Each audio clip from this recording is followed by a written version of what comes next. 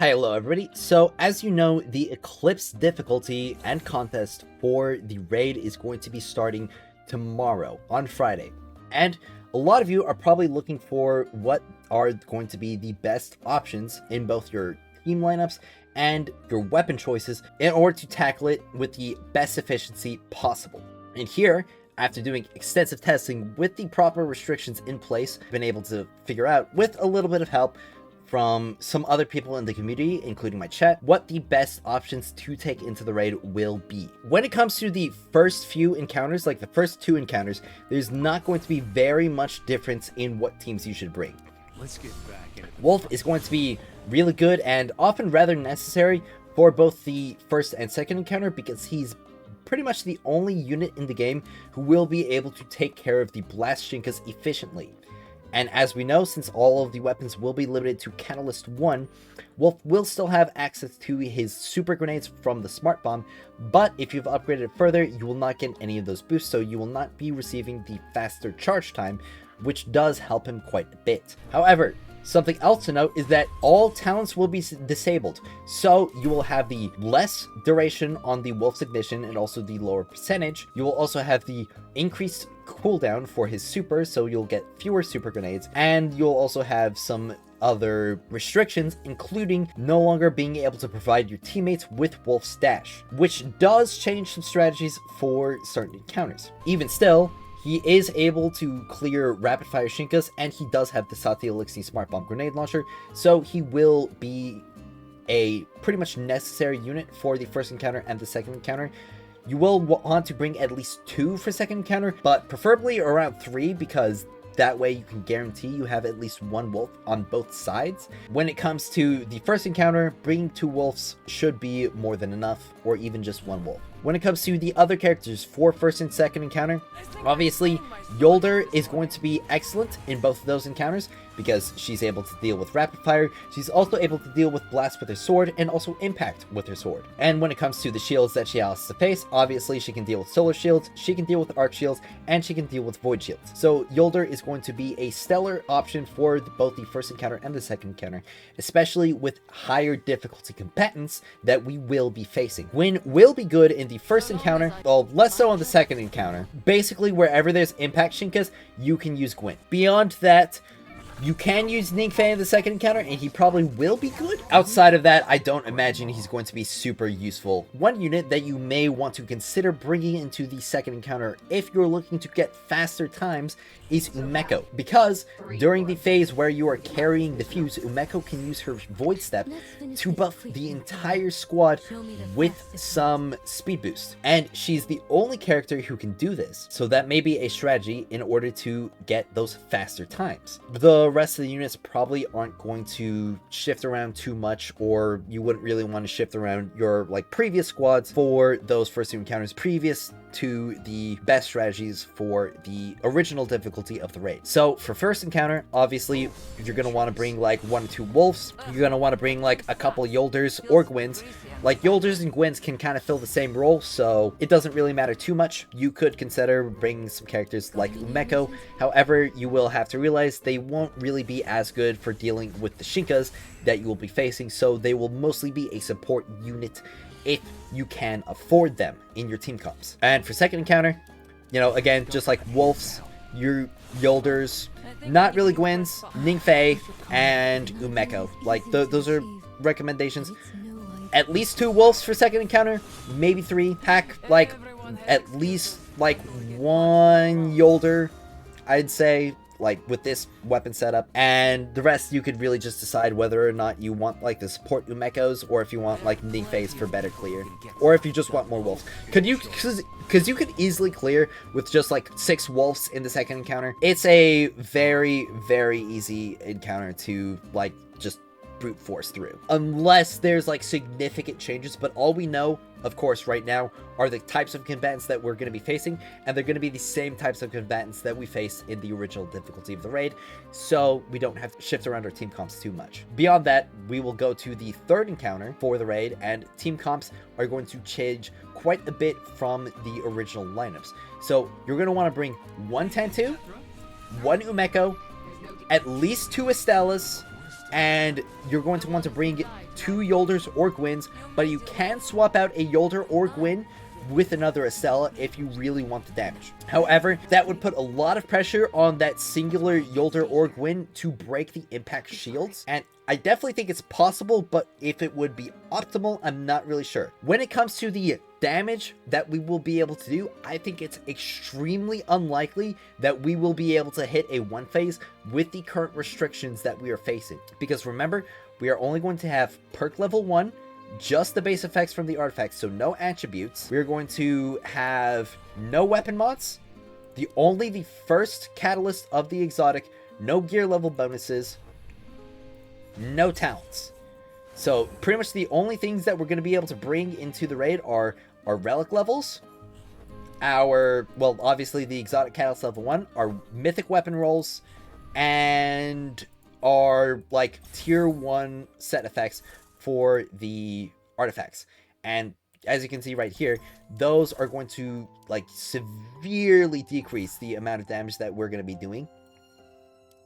But with those restrictions in mind, Estella is still performing very, very well for DPS and will still be extremely consistent for DPS, especially in comparison to the other units available. Tantu and Umeko are still going to be doing great DPS. Pretty sure with a Tantu, Umeko, and 2 Estellas, you will be hitting the damage thresholds necessary with just like a little bit of extra support from your impact units. Now, when it comes to my weapon recommendations for the raid, obviously you are probably going to want to bring just like the best options that are available for them. So there's probably not going to be like any shifts between like their essentially best loadouts and the loadouts that you're going to be bringing into the raid. For like those loadout recommendations for the mythic stuff, I've got a tab in here for the spreadsheet, and I've also got artifact recommendations for every single unit in here that I have talked about.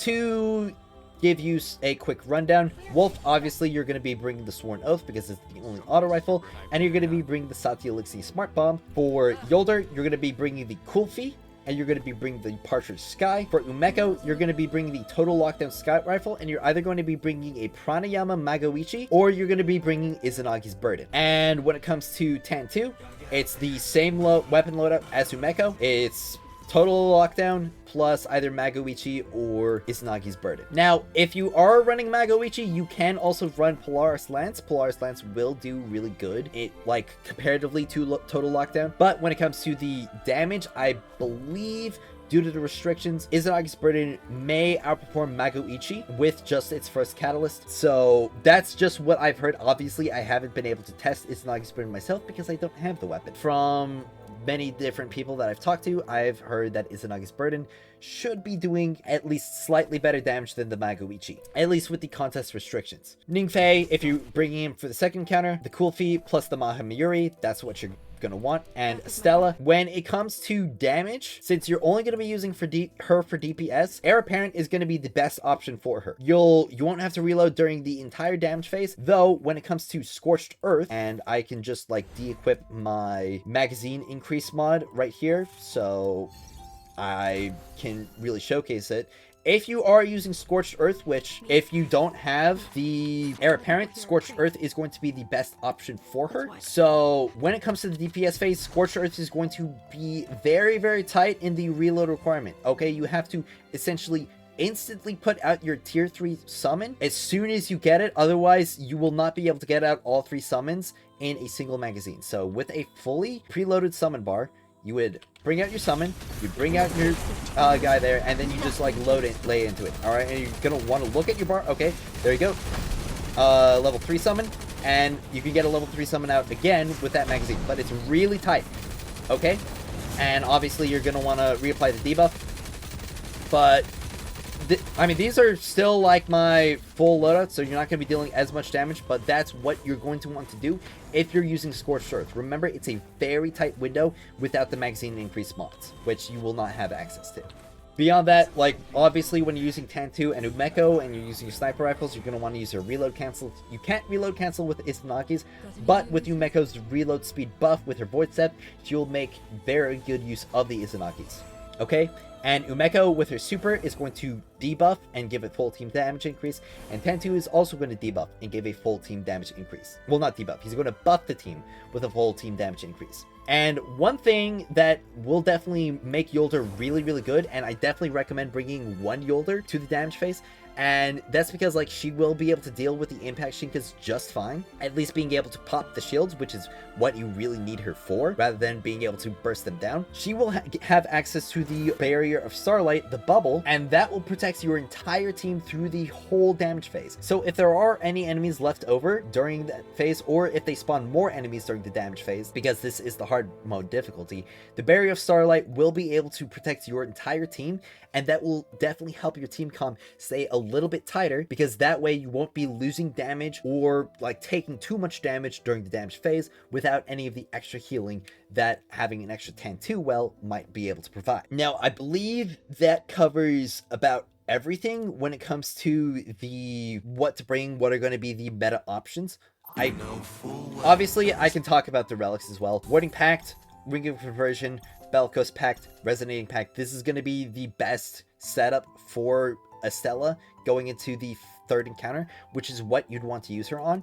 Wolf, Unrelenting Subgravity, Unrelenting Evolution, Inverted Fury, and either the Bellicose Planetesimal or Explosive Shell. That's what I'm planning on bringing. Yolder, I'm planning on bringing Unrelenting Subgravity, Unrelenting Evolution, Inverted Fury, and the Bellicose Planetesimal. Ningfei, I do not have Ningfei's artifacts equipped, but if I did, it would be Nourishing Pact. It would be either Unrelenting Evolution or Healing Veil, so either of those will work on him. Then it would be Rampaging Pact, and the final one would be Valiant Veil. So that's what I bring on Ningfei for the second encounter, if you're planning on bringing him. Umeko, Unrelenting Ground, Unrelenting Evolution, Calming Token, and Bellicose Planetesimal, or the Illuminated Ground. Illuminated Ground would also be a good option, but not a significant damage increase over the Bellicose Planetesimal. And very similar with Tantu, except you could bring the Ring of Conversion on Tantu, and if you're bringing Ring of Conversion, then probably Ring of Abundance as well. Calming Token and Bellicose or Illuminated Ground for his damaging artifacts. And I believe that covers all, well, also Gwyn. I don't have good artifacts on my Gwyn right now. It'd be easier to pull out my spreadsheet.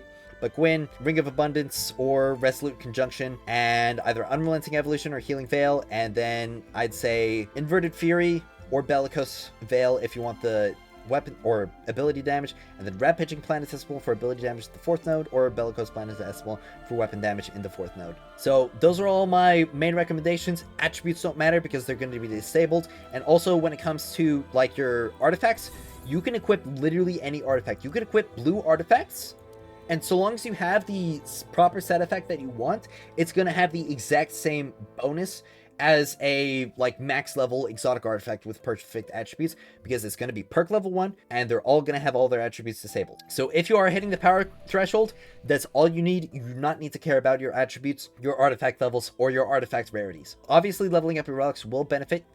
They have not mentioned suppressing relic levels, and some really important ones for Wolf specifically. Getting the max level weapon mastery is very important. Yolder also getting max level weapon mastery will be very important as well. Estella, her abilities I'd say are more important than her weapon mastery. Gwyn, again, abilities more important than the weapon mastery.